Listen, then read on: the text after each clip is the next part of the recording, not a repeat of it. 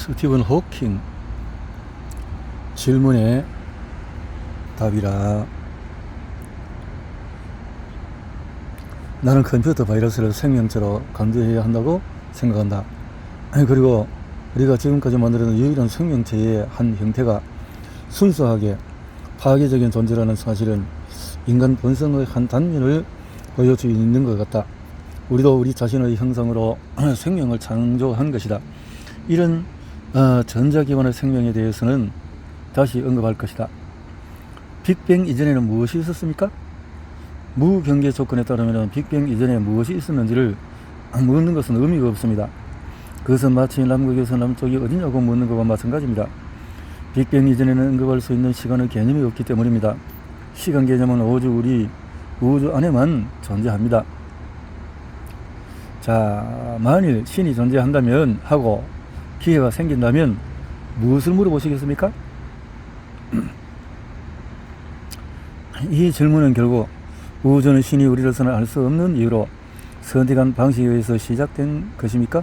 아니면 과학 법칙에 의해서 결정된 것입니까? 가 될 것입니다. 나는 후자를 믿습니다. 원한다면 과학 법칙을 신이라고 불러도 될 것입니다. 그러나 그 신은 당신이 만나서 질문을 할 수 있는 인격을 가진 신은 아닙니다.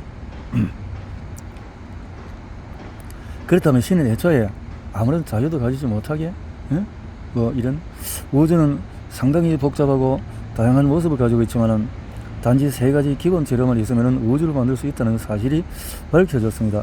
그 재료를 이를테면 우주 요리책에 적는다고 상상해 봅시다. 우주를 요리하기 위해서 필요한 세 가지 재료는 첫 번째 물질입니다. 질량을 가진 덩어리 같은 것 말이다. 물질은 발 아래 땅에서부터 저 끝의 우주 공간에까지 우리 주위 어디나 존재한다. 먼지, 바위, 얼음, 액체, 광대한 성운, 수십억 개의 태양을 포함하고 있는 거대한 별들의 소용돌이, 이 모든 것이 상상조차 할 수 없는 넓은 거리까지 퍼져 있다. 두 번째로 필요한 것은 에너지이다. 평소에 에너지에 대해서 곰곰이 생각해 본 적이 없더라도 우리는 모든 에너지가 무엇인지 알고 있습니다. 우리는 에너지를 매일 접한다. 고개를 들어서 태양을 보면 얼굴로 에너지를 느낄 수가 있다.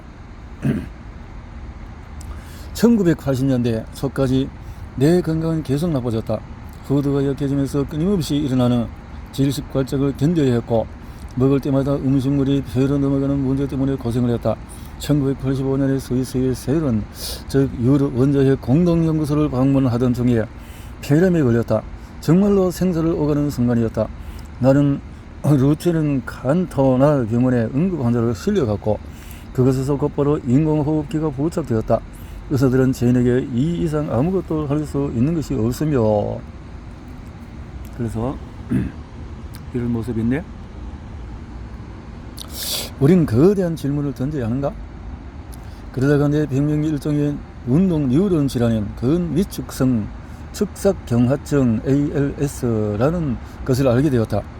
뇌와 척수의 신경세포가 위축되고 그런 이후에는 흉터가 남거나 굳어지는 병이었다. 그리고 이 병에 걸린 사람들은 스스로의 운동을 통제할 능력, 말하고 먹고 결국에는 숨쉬는 능력까지 서서히 잃어간다는 것도 알게 되었다. 내 병은 빠르게 진행되는 것 같았다. 당연히 나는 좌절했다. 박사과정 연구를 계속하는 것이 과연 의미가 있는지조차 알 수가 없었다. 연구를 끝낼 때까지 살아있을지조차도 건강에 대한 공부는 안 하고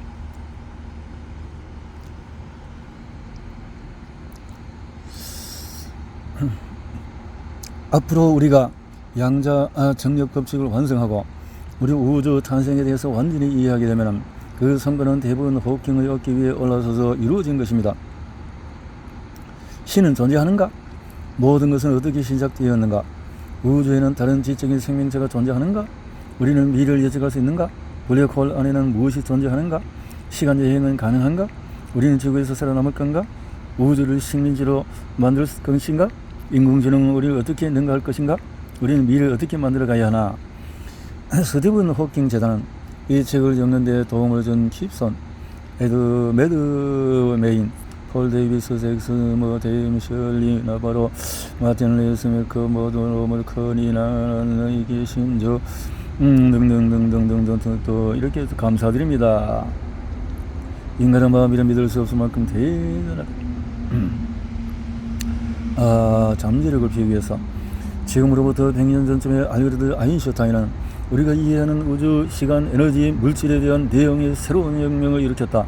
지금도 그의 예측들은 놀라운 증거에 의해서 확증되고 있는데, 이르자면 2016년에 라이고 실험에서 관측된 중력파가 그 예이다. 인간의 창의성을 생각할 때면 늘 아인슈타인이 떠오른다. 그의 창의적인 아이디어는 어디에서 왔을까? 아마도 직관, 참신함, 총명함 같은 여러 성질이 복합적으로 발현된 것이리라. 아인슈타인이 보여준 핵심은 상상력이었다. 그의 발견들 중에서 상당수는 사고 실험에 의해서 우주를 새롭게 재해석하는 능력으로부터 나온 것이다.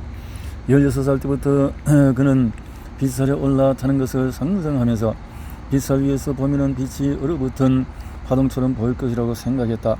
이 이미지는 결국에는 특수 상대성 이론으로 이어졌다. 그로부터 100년 후 오늘날의 물리학자들은 아인슈타인보다도 우주에서 더 많은 것을 알고 있다. 인공지능에 대해서 왜 그렇게 걱정하는 것일까요? 인간은 언제라도 프로그램을 뽑을 수 있지 않을까요? 사람들이 컴퓨터에게 물었습니다. 신은 존재하는가? 그러자 컴퓨터가 말했다. 이제는 존재합니다. 그리고 프로그램을 녹여버렸다. 우리 행성의 미래의 가장 큰 위협은 뭡니까? 소행성 충돌일 것입니다. 우리는 이 위협을 막을 방법이 전혀 없습니다. 가장 최근에 일어난 대규모 소행성 충돌은 약 6,600만 년 전에 있었고 그 결과 공룡을 멸종시켰습니다. 이보다 더 당면한 위험은 통계를 벗어난 기후변화입니다. 바다의 수온이 오르고 그로 인해서 빙하가 녹으면서 대량의 이산화탄소가 방출됩니다. 두 효과 모두 지구의 기후를 섭씨 250도의 금성의 기후처럼 만들게 됩니다. 민간 우주여행의 시대가 오고 있습니다. 그것이 우리에게 어떤 의미가 있다고 생각하십니까? 나는 우주여행을 거대합니다. 표가 있다면 제일 먼저 사고 싶습니다. 나는 향후 100년 안에 외계 행성을 제외한 태양계를 곳이든지 여행할 수 있을 것이라고 기대합니다. 그러나 별들로 떠나는 여행은 좀 더 오래 걸릴 것입니다. 나는 대략 500년 정도 예상하는데 그 무렵이면 지구 인근 별들 중에서 일부를 방문하게 될 것입니다. 스타트랙 같은 것은 아닐 것입니다. 우리는 그런 초고속으로 여행할 수는 없습니다. 그러므로 왕복 여행은 적어도 10년, 어쩌면 그보다 더 오래 걸릴 수도 있습니다. 현 시점에서 인류에게 가장 거대한 위협은 아마도 여전히 핵전쟁일 것이다. 핵전쟁은 다소 잊고 있었던 위협이다.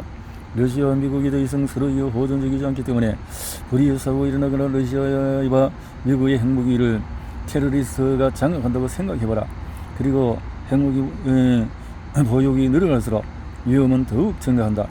냉전은 정식되었지만 그 이후로도 우리 모두를 몇 번이고 죽이고도 남을 핵무기가 여전히 충분한 양만큼 비축되어 있으며 새 핵 보유국도 불안정한 상태를 가중시킬 것이다.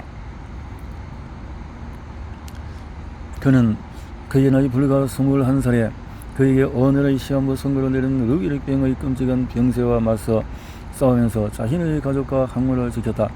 이후에 그는 약간의 얼굴 근육을 이용하여 의사소통을 할 수밖에 없었음에도 계속해서 연구에 몰두했으며 한편으로 사회적 인도주의적인 문제들에 대해서 지혜와 의견을 내놓았다.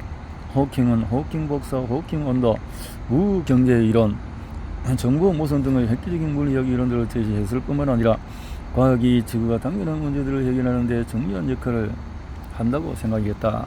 당연히 나쁜 소식입니다. 자, 이렇게 행성이 부딪히면은 지구는 끝난다는 거죠. 호킹, 배지은, 옹길, 호킹의 빅 퀘스천에 대한 간결한 대답이라.